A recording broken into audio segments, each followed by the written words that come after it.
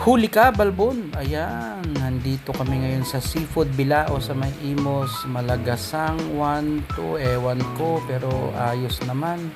Ito ang mga pagkain. Actually, to mention, ang kaldereta nila at yung kilawing babi at saka kilawing isda ay the best, pero lahat masarap. At ito'y nagkakahalaga ng 299 lunch at dinner. Hindi mo kailangan magpa-reserve. Ito na oh, pangunang subo at kain.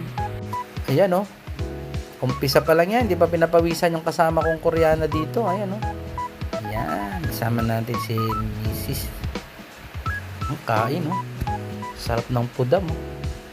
Actually satisfied kami. Sa 299, kompleto naman talaga. May pusit pa at saka inihaw na bangus.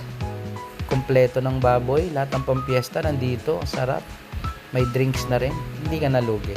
Ayan, nakailang balik na kaya to si Madam. Siyempre, saya. Kain.